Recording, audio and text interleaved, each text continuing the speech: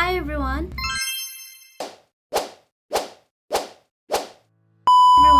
So in today's video, I will present to you a summary of my 10 selected articles that I choose. These are related to English as a foreign language of EFL teaching and learning. These presentations cover each article's contents, benefit, strain, weakness, and finally how they connected with each other. So without further ado, let's just get started. So the first one is having a title, Students' Motivation in EFL Learning by Al-Munawwarah 2018. As you can see, the content of these articles is exploring instrumental and integrative motivation among Indonesian vocational students. In short, these articles explore the motivation behind student learning English. It distinguishes between instrumental motivation, like getting job or passing exams, and also include an integrative motivation, such as wanting to understand English speaking cultures, etc. So it finds that Indonesian vocational students are mostly driven by practical instrumental reasons. The benefit of this article is that it helps us to understand what drives students, and I think the strength of this article is that the combination of the surveys, so the writer using surveys and interview. However, for the weakness of this that I can notice is that the sample is small, so it's kind of hard to generalize. Move on to the next article. So this article is studying what makes an effective EFL teacher in Iraq. This one is by Al-Zibari and Hassan in 2020. So this study focuses on what high school students in Iraq think about what makes a teacher EFL is good. So it explains that the most important qualities are English proficiency, good teaching knowledge, and positive social skill like being calm and confident in teaching. The benefit of this article is that it reflects real students' expectation, uses a strong questionnaire, and gives reliable data. That's the strength of this articles that I noticed. But it doesn't include the students' interview, which limits depth. Anyway, move on to the next articles. This is the third articles. Goes with the title, The Role of Scaffolding in Teaching Writing. So this one is by Aksaro Rofa in 2025. So the content is discuss how scaffolding, like modeling and peer feedback, improves EFL students' writing. So it's focused on writing class. So this article focuses on how scaffolding, just like I said, it's like a modeling, peer work, and teacher support, how EFL students to improve their writing. The study shows that scaffolding not only builds writing skills but also increases students' confidence. It based on both test result and students' feedback, so it making it well-rounded. But the study is only lasted 6 weeks and involve a small group, which limit its scope, unfortunately. I think that's it, and we can go to the next articles. So this one goes with the title, The Student's Perspective on EFL Literature Education. So this one is by Word.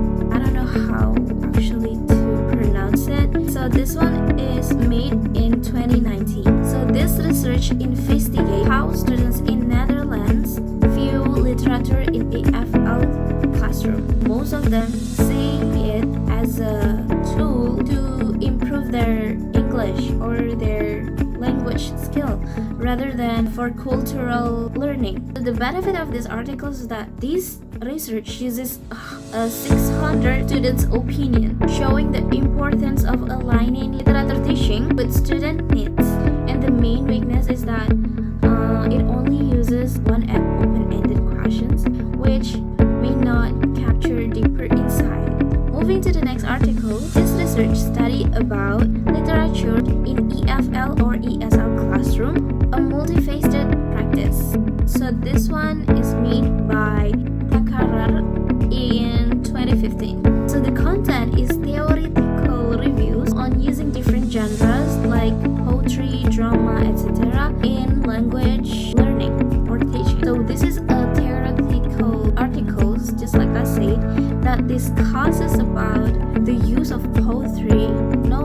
articles, short stories, and drama in EFL classroom. So it argues that literature can help students to improve all language skill and also cultural understanding. These articles give many practical ideas for teacher to practice in the classroom. However, it lacks classroom real data, making it less evidence-based. So I have another article. It's about approaches to teaching literature in EFL by Iffatuddiyanah in 2015.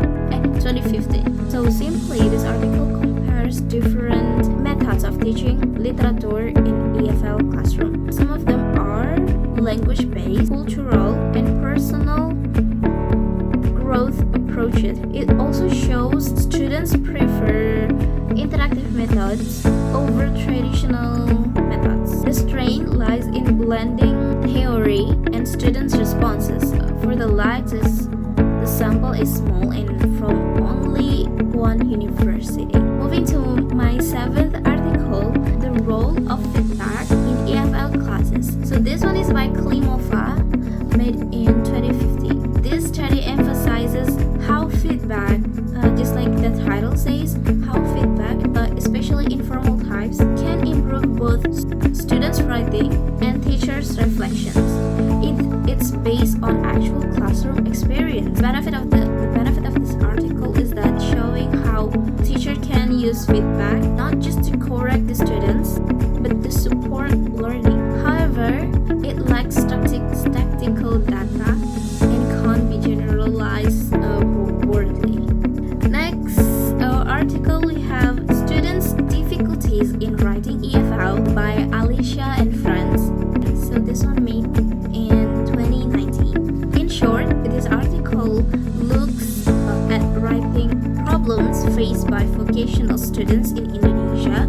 It finds that the major issues is that include poor vocabulary, grammar, and also spelling. And the benefit of this article, it gives teachers specific areas to focus on, and it uses percentages analysis, which is helpful. But this research with only 30 students, so the sample size is quite small. Moving to my ninth article, this one called Good EFL Teacher. So how to be a good EFL teacher from many perspectives, by Al-Mahrouki and friends in 2015. In simple way, this research is comparing teachers and students' views on good EFL teachers in Oman. So both agree that fairness and preparation and enthusiasm matter the most. So the study includes 400 participants, which is a big strain of this article. And however, the data is region specific, so it may not apply to other cultures. And finally, we got to the end of the articles, which is my 10th article. This one called Good EFL Teacher also, but this one is Indonesian perspective by Sakir and friends. This one made in 2021. So this article shows that Indonesian value personal traits like kindness and humor more than teaching techniques. It suggests that personality plays a big role in teacher effectiveness. It uses both essays and statistics to analyze students' view. The limitation of the article might be the small number of the participants. We are in the end of our contents. All 10 articles highlight the importance of a student's approach, whether it's motivation, writing, literature, or teacher quality. Every study shows that listening to students' needs and adapting teaching methods are essential. These articles also prove that effective language education must include giving feedback, a proper scaffolding, and caring and competent teacher. Together, they give us the picture of how to create a supportive and meaningful EFL learning environment. And that is my last for this video. Hope you guys enjoy and bye bye.